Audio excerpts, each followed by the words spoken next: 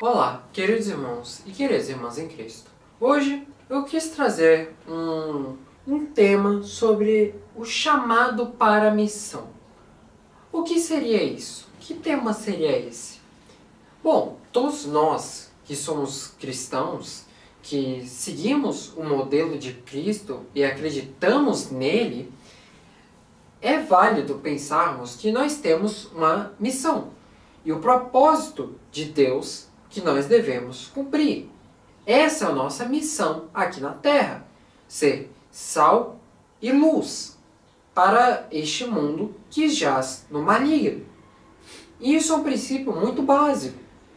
Porém, existem pessoas que não querem ir para esta missão. Claro, existem motivos válidos. Existem diversas ameaças no mundo. Se a gente for para algum país islâmico, nós podemos ser atacados, mortos talvez. Ou se formos para algum país que não aceita o cristianismo, seremos perseguidos. E existem várias razões, várias incógnitas e variantes para a motivação de cada um. Porém, mesmo com tudo isso, eu quero trazer este tema para que vocês compreendam que a nossa missão ela é muito mais importante. Apesar de todas as dificuldades, nós devemos ainda focar em nossa missão. Dado esse contexto bem breve sobre o background desse tema, agora eu quero ir para o nosso texto base, que é Jeremias, capítulo 1, versículo 5. Antes de formá-lo no ventre, eu o escolhi. Antes de você nascer, eu o separei e o designei profeta às nações. Quero agora trazer uma introdução sobre o que Jeremias, nesse capítulo aqui, está querendo dizer. Sempre é bom ter um contexto para entender por que isso foi dito. Bom, Jeremias ele é um dos profetas mais antigos conhecidos aqui no Velho Testamento. E ele foi chamado por Deus para a missão de ser um profeta enquanto ele ainda era jovem. Muitas vezes, Jeremias se sentiu desencorajado e desmotivado, até mesmo abandonado. Mas Deus sempre foi a sua fonte e ele sempre o fortalecia e o capacitava para a sua missão. Assim como Jeremias, todos nós também fomos chamados para uma missão. Agora, eu quero que vocês tenham uma reflexão breve.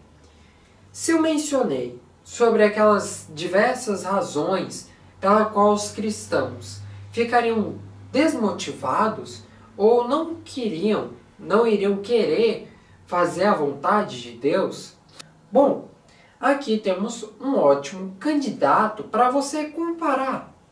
Jeremias, mesmo com todo esse sentimento que ele tem de desencorajado e até mesmo abandonado, a única pessoa, melhor dizendo, o único ser que foi capaz de suprir todo esse medo, todos esses sentimentos ruins, é Deus. E é Ele quem continuou a motivar, a empurrar Jeremias para o foco da sua missão. Irmãos, tem muitas coisas que eu vou me aprofundar aqui. Então eu vou me conter para vir já para os tópicos. Que tópicos são esses? Baseado no que a gente leu aqui, eu vou dizer. Tal versículo disse um trecho. E a gente vai analisar profundamente isso. Vamos lá, para o tópico que Deus nos escolheu desde o ventre. Assim como Jeremias, Deus já nos escolheu desde o ventre, quando cada um de nós estava apenas um feto, uma coisinha pequenininha na barriga da mãe. Logo lá, Deus já viu você e Ele já tinha lhe escolhido para a sua missão. Ele nos criou com um propósito específico. E isso tem que ficar claro para todos nós. Tem que estar na mente. Porque Ele nos deu dons e talentos para cumprir essa missão. Irmãos, para o segundo ponto, já que eu falei sobre Deus ter nos escolhido desde o ventre, agora temos o chamado de Deus é para todos. Esse é o nosso segundo tópico, que vem debaixo dessa primeira análise, dessa primeira colocação que eu fiz. Quando eu falo sobre esse segundo tópico, o chamado de Deus é para todos, significa que ele não é exclusivo para os líderes religiosos. O que isso quer dizer? Não é exclusivo para um diácono, não é exclusivo para um pastor, não é exclusivo para aquelas pessoas que estão como em alguma função, em algum papel dentro da igreja. Não é só para aquelas pessoas. Se eu, Edward, sou apenas um cristão comum, eu tenho o direito e eu tenho a prioridade, a obrigação de propagar o Evangelho de Cristo. Sendo eu diácono, um ajudante, um membro da igreja, ou até mesmo um pastor, eu tenho que fazer isso. É obrigatório. É assim que eu aceitei a Cristo. Desde que eu estava no ventre, eu já estou com essa missão. Não é uma exclusividade. Eu só vou fazer isso só porque eu sou pastor. Não. É para todos os cristãos. A missão não é para o seu pastor. É para você. Lembre-se novamente. A salvação, ela é individual. Ou seja, não é porque o seu pastor fez alguma coisa que você vai receber também junto. Não. Separado. Ele faz o dele, você faz o seu. Ou seja, se ele ministrou a palavra de Deus, ponto para ele. Se você não fez, não, você está com menos um ponto. Ok? Vamos lá. Continuando sobre esse tópico. Quando a gente analisa lá em Mateus capítulo 28, nos versículos 19 ao 20, fica para vocês, se vocês quiserem ler, mas eu vou fazer um resumo aqui. Que ele vai chamar todos os filhos para a missão de fazer discípulos e propagar o Evangelho. Se vocês quiserem, eu já fiz o convite, vão lá para Mateus, capítulo 28, versículo 19 até o 20. Isso é uma coisa básica que um cristão pode fazer. Sair propagando as boas novas para qualquer pessoa que tem no mundo. E aí você vai fazendo discípulos. Aquelas pessoas que vão ter uma afinidade maior e elas vão querer chegar mais junto de você e, eu quero ouvir mais de você. E não são todas as pessoas que vão querer. E tá tudo bem. O livre-arbítrio existe para isso. Cada um tem a sua escolha. Enfim, continuando, cada um de nós pode fazer a diferença nas nossas esferas, nas nossas bolhas de influência. O que eu quero dizer com isso? Eu, Edward, estou na escola. Eu, Edward, estou no trabalho. Eu, Edward, estou na casa de um amigo. Todos esses lugares são uma das esferas que eu posso estar. O que isso significa? eu, Edward, não estou restringido a pregar apenas numa rua. Eu não estou restrito a pregar apenas numa igreja. Ou para vocês, nessa câmera. Para vocês que estão vendo em qualquer lugar, qualquer plataforma que seja. Eu não estou restrito para isso. O que isso também significa é que eu não estou restrito a pregar para pessoas aleatórias. Eu posso chegar aqui, meu pai pode estar lá. Vamos supor que meu pai não seja cristão. Eu posso dialogar com ele, oferecer a palavra de Cristo para ele. O meu amigo, ele não acredita em Deus. Eu posso oferecer a palavra de Deus para ele. Na escola, no trabalho, tem alguém ali que não acredita em Deus. Eu posso apresentar a palavra de Deus em uma dessas esferas de influência que temos. Ou seja num trabalho, numa escola, numa comunidade, qualquer lugar. Nós devemos continuar compartilhando o amor de Cristo e vivendo de acordo com seus ensinamentos. Eu vou deixar como dever de casa para vocês. Filipenses capítulo 2, versículos 14 até o 16. Vocês vão ver que isso que eu disse reflete bem nisso. Fica como atividade de casa para vocês. Para o nosso terceiro tópico, nós temos que a missão pode ser difícil. Lembram quando eu falei que se eu for para algum país islâmico ou algum país que não aceita o cristianismo, eu posso ser perseguido? É aqui que entra. A missão, ela é dura, ela pode ser difícil. Assim como Jeremias, a missão que Deus nos confiou pode ser difícil e desafiadora. Sim, mas o que eu quero trazer sobre isso não é sobre a dificuldade da missão. Isso é apenas um detalhe pequeno, porque nós não estamos sozinhos.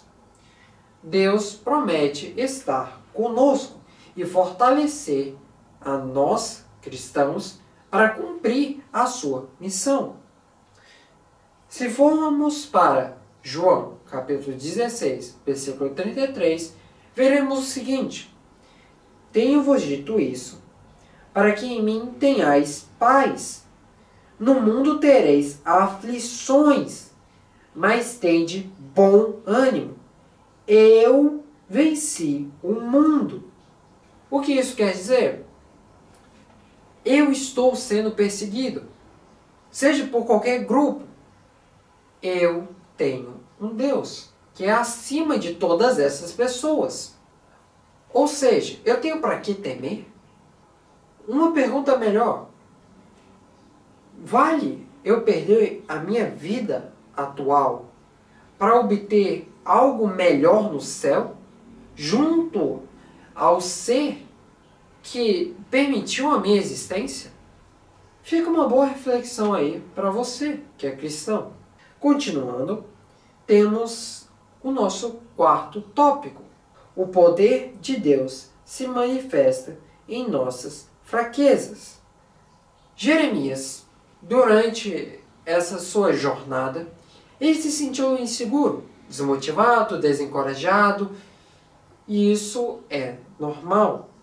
Ele até se sentiu incapaz de cumprir as missões de Deus. Mas Deus lhe prometeu capacitação e fortalecimento. Mas temos um ótimo exemplo que é comparado a Jeremias aqui.